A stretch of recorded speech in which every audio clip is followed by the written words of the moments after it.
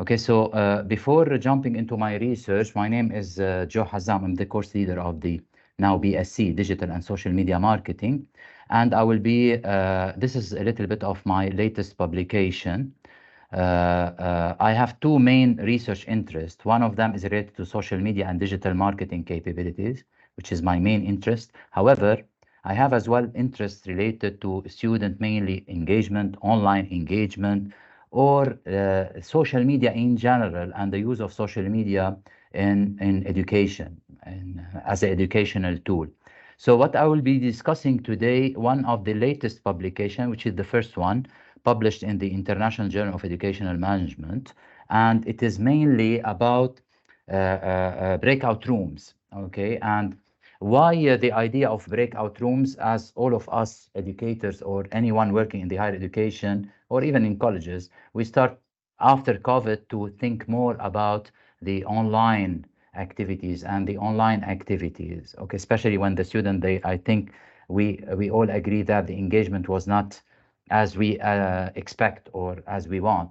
So from a practical point of view, I start personally, and even my colleague, my co-authors, they were working with breakout rooms. Why is that? Because at the end of the day, we understand from the previous research that collaborative learning is very important for deep learning, for better grades, for greater communication. It's good in teamwork skills. Is good as well to better understanding of any professional environment. Okay, so that's why we start to experiment with those breakout rooms. Either, I don't want to mention names here, but everywhere there is breakout rooms, either on the Zoom or on Teams or on Blackboard. So it's not the which platform. It's more about the breakout rooms.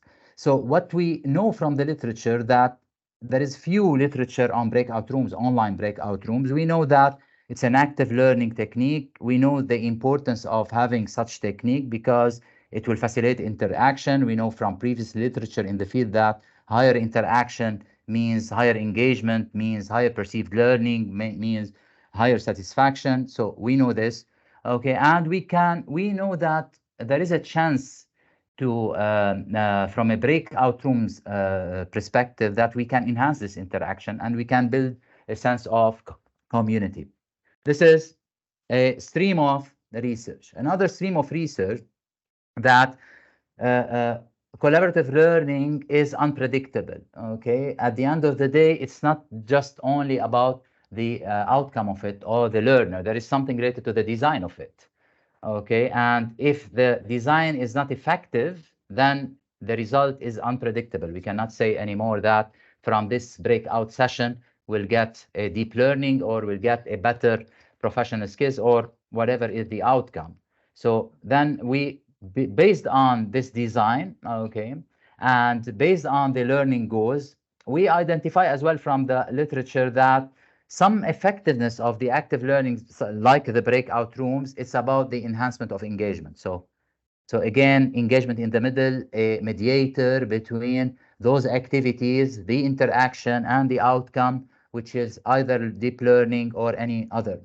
And from previous studies, again, it's not because the breakout rooms, or in general, it's not a old, let's say, stream of research.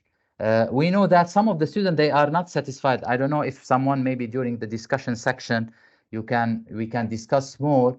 For example, for me, many of the students that they were in the breakout room, they were not satisfied.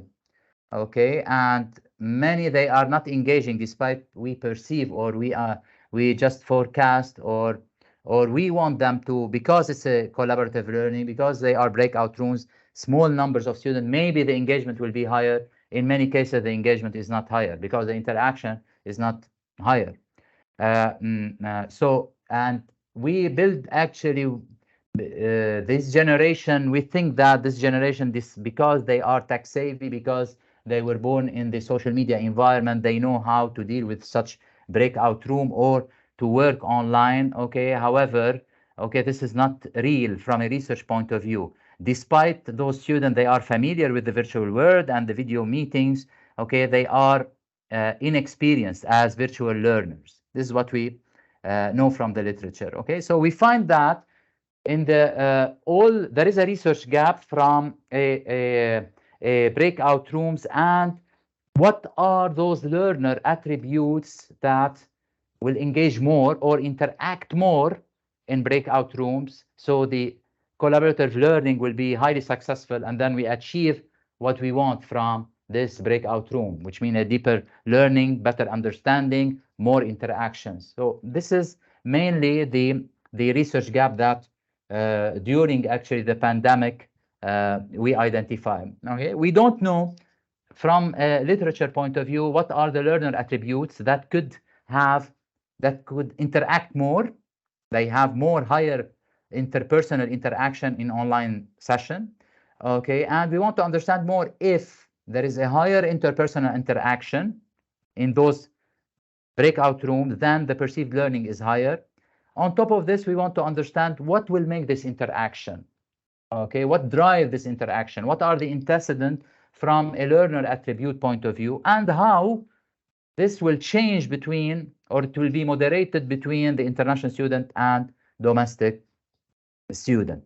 This is the main purpose of the study. So mainly we want to understand the attribute of the learners. Why it's important for us? Because if we know the attribute of the learner, then we can combine those learners together to get the highest benefit of the breakout rooms. We want a higher purposeful interpersonal interaction. We want higher perceived learning. Okay, from a theoretical point of view, I don't know if the majority is aware about the Moore frameworks, and we built on the interaction because at the end of the day, it's a collaborative learning. And we know from Moore framework, which was published long time back. However, we know that there is 3 types of interaction. Okay, and this interaction will promote collaborative learning, either between a learner and the other learner, which is breakout room will do this job, either between the instructor and the learner, which is again a breakout room may do the job, and between the learner and the content itself. Okay, so we built on Moore framework to build our own research model. Okay, we believe that there is some learner attributes that will drive the interpersonal interaction. And if we have a higher level of interpersonal interaction, it will lead to better perceived learning. And this is in the environment of the breakout room. And those are the hypotheses. From a learner attribute point of view, from the literature, we identify those are the 4 drivers: technology readiness, extroversion, social identification, and finally, a higher intercultural or communication competence, which is a little bit related to the concept of cross-cultural or cultural intelligence. Those are the 4 learner attributes that we want to discuss, and we want to check how they relate to the higher interaction, and how interaction relates to perceived learning, and what the difference between domestic and international student. This is the methodology. They are full-time student in the United States actually, and we used MTER to collect the data. We received 664 responses, and which is almost, I cannot say the 50-50. However, 368 domestic and 296 international students, which is fine. Okay, and as you can see here, almost 60% they participate at least in one breakout room every week. Okay, and we collected the data during the pandemic, which breakout rooms, I think, they were used by many of the instructors.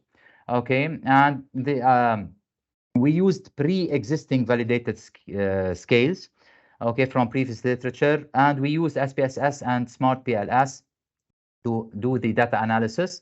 This is the measurement model. Usually, we start always by doing some validity and reliability, internal consistency of the measure.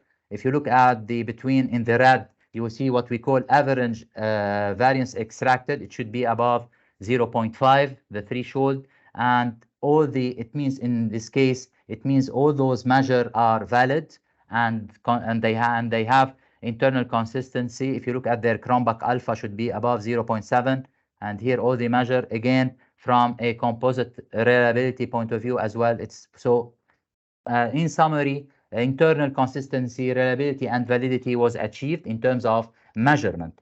Okay, and this is again another validity measure discriminant validity, we call it in this case, and all the measures are below 0.8. This is what we call it the hetero-trait monotrait ratio.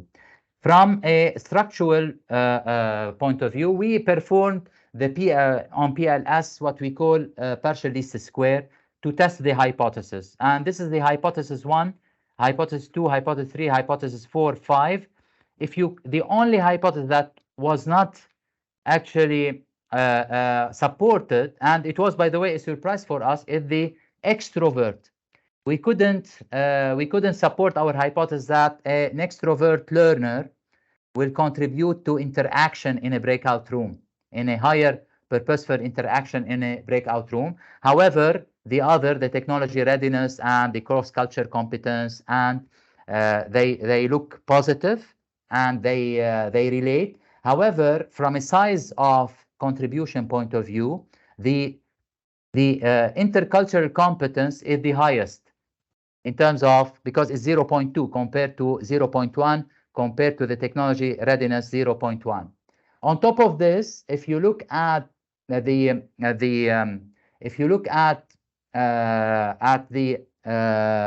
perceived interaction or purposeful interaction and the link to perceived learning, the hypothesis number 5, it is as well highly significant. Okay, and the coefficient is 0.7, which means a very good high significance. Okay, on top of this, when we, as I mentioned at the beginning, I'm trying to moderate to understand the difference between international and the domestic student. We find that the only relationship that is moderated when the student is international compared to domestic is the intercultural communication. Okay, this is the only relationship that is moderated. The other, there is no difference between an international and domestic.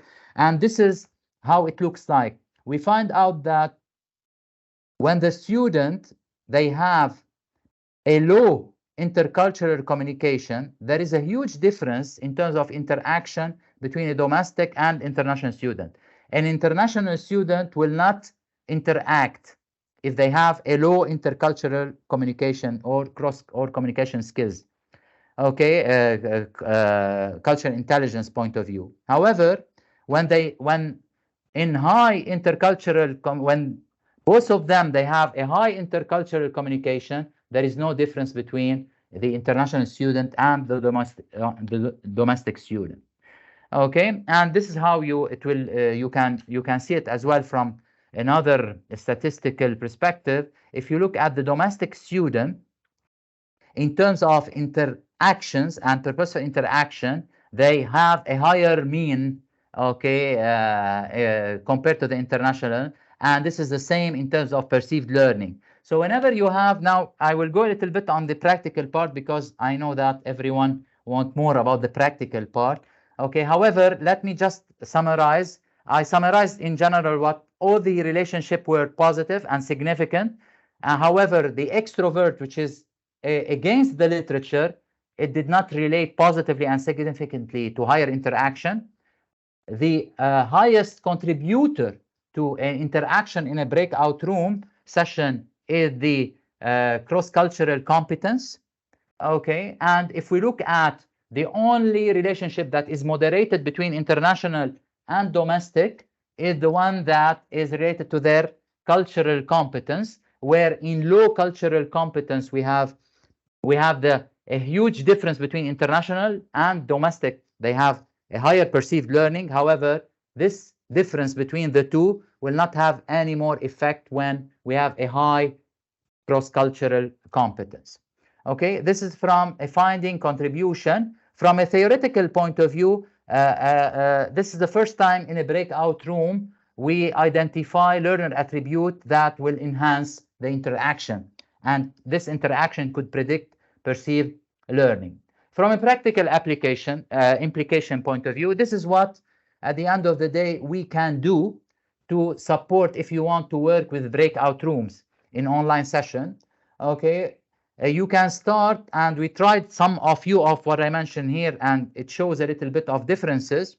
Okay, but we did not actually, we are planning to do another article later about this. Okay, so you can start by asking the student to share some photos, okay, and some personal media artifacts.